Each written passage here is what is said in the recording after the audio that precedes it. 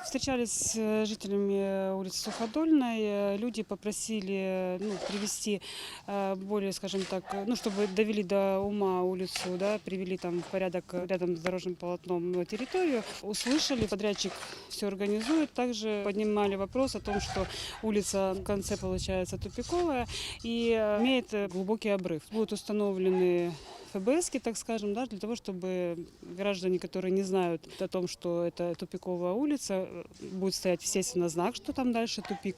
Но у нас есть люди, которые ездят и не обращают внимания на знаки, да, чтобы, не дай бог, не случилось никакой беды. Поэтому ФБСки в конце улицы, в тупиковой части будут стоять. Граждане довольны, потому что улица была в плохом состоянии, поэтому граждане довольны. Мы сейчас находимся на перекрестке как раз улицы Суходольной и улицы Буденова. В настоящий момент подрядчиком уже практически полностью завершены работы по улице Суходольной.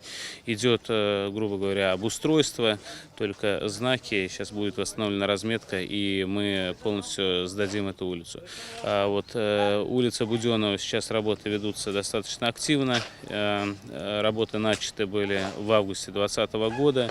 К концу ноября эта улица будет завершена, так же, как и все работы, которые у нас реализуются по национальному проекту «Безопасные и качественные дороги», мы в этом году выполним. Служба автомобильных дорог контролирует самостоятельно, имея достаточное количество квалифицированных специалистов, которые выезжают каждый день по графику на определенный перечень улицы и совместно с лабораторией отбираются пробы и испытывают их на подтверждение качества. В данный момент выполняется фрезерование, где-то уже выполнено выравнивание основания, установка бортового камня, поднятие, замена упорных колодцев, поднятие в отметку. Дальше будет производиться укладка 2 слоя асфальтобетона. В данный момент здесь задействовано 35 человек, порядка 15 единиц техники. На Суходольной, был полностью демонтирован весь бортовой камень старый, отфрезерован весь асфальт,